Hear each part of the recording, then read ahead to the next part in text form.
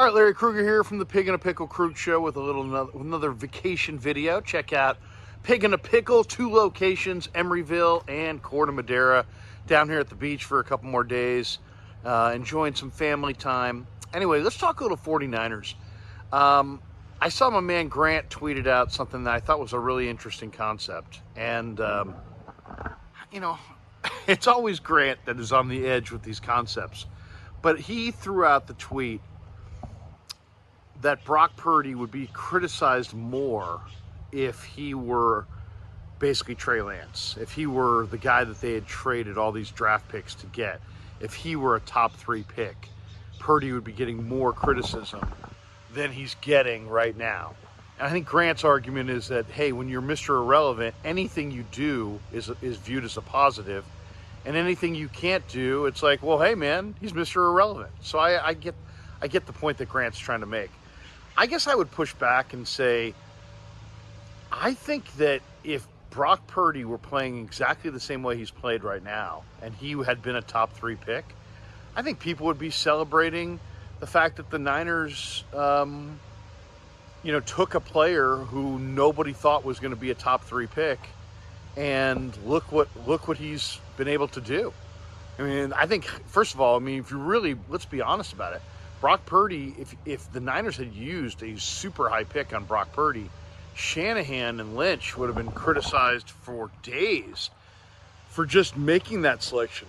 You traded all that draft capital to draft a guy that nobody thought was going to be drafted, blah, blah, blah, blah, blah, blah, blah. We'd never hear the end of it. Oh, my God. You know it and I know it.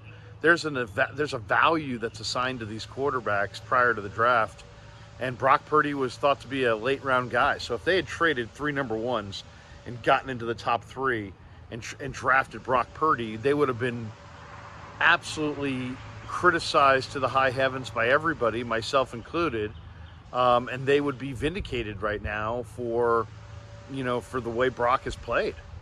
Based on how he's played. But I know that's also kind of taking the argument in a different direction. So let's just look at it. Is Brock Purdy, would he be, if he really were a top 3 pick, and let's say it was projected to go that high, how would people be responding to the way he's playing? I think that there's a lot of people who, just based on his draft position and his size, don't think that Brock Purdy's legitimate, even to this minute. And we have people who know football, people who, comment interestingly on football and have a lot of credibility on the topic, in my opinion, who still really highly doubt whether Brock Purdy's any good.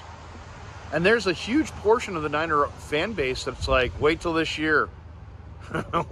Wait till this year and the league adjusts. The clock's going to strike midnight. Brock Purdy's going to turn into a pumpkin. And everybody who's a supporter of Brock Purdy is going to be wrong. And everybody who believes that he's going to fall on his face is going to be right. Well, I don't necessarily see that happening. I don't think he's going to fall on his face. I don't think you're going to see, first of all, I don't think there's anything accidental about what you saw last year.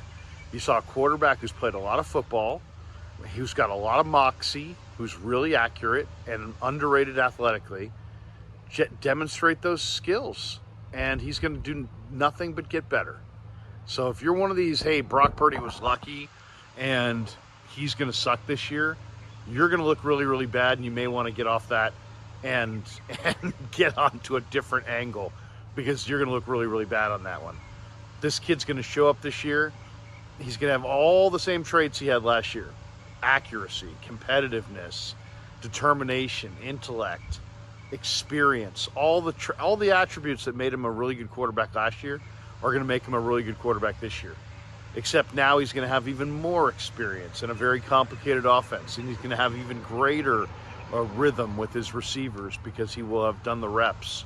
I asked him a month ago, I said, where are you now compared to this point last year? And he's like, oh man, last year was like night and day. Last year I was just trying to memorize the plays and figure out what formation we were in and get to the line of scrimmage and get it called. This year, he can go into nuances on plays and different attributes of the play that he thinks that he can exploit, or he's on a totally different level mentally from where he was a year ago. So overall, I think, Brock Purdy's going to be, would he be treated differently? There's no doubt he'd be treated differently. There'd be a level of expectation. But you know what? He's also won all these games. So there wouldn't be nearly as many doubters of Brock Purdy if he had just come out and did this right away. If he came out right away and played the way he has, as being a guy who was a top 3 pick, there wouldn't be the doubters. There wouldn't be the people going, you know what? Who is this guy? He's Mr. Irrelevant. They'd be like, yeah, they moved up in the draft and they drafted this kid in the first round for a reason. And they knew that he had these traits. And Shanahan and Lynch know more than you. And all these different people would be coming through the woodwork, and they'd be right. They'd be right. So I think that I understand what Grant's saying. He's saying that, hey, once you're Mr. Irrelevant, the bar's so low that you don't need to do much. But that's ignoring what he actually did, which was lead the NFL in passer rating and go undefeated in the regular season. I mean, think about it. If you really think about it logically, what Brock Purdy did last year was pretty freaking amazing. The guy played 3 games in the summer, in August, went to camp in July, played 3 preseason games in August, didn't play in September, didn't play in October, didn't play in November. Now we're in December. He has no idea he's going to play. He gets called off the bench and plays against the Dolphins. They zero blitz him most of the afternoon and get a number of hits home on him. And he still toasts them and then runs the table and then puts up massive passing yards against the Seahawks in Seattle to beat them twice and to defeat them.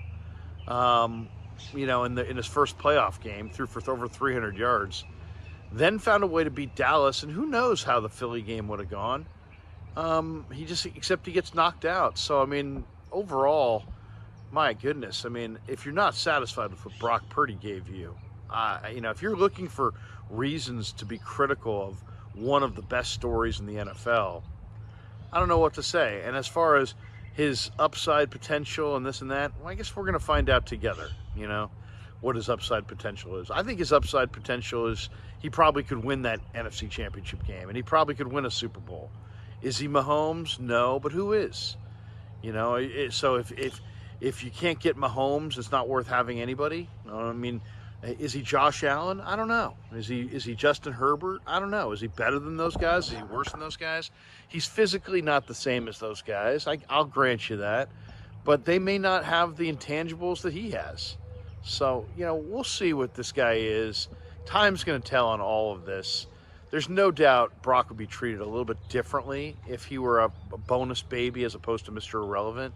But I think he would be treated better in some cases because people would say, you know what, we believe that this guy is a superstar.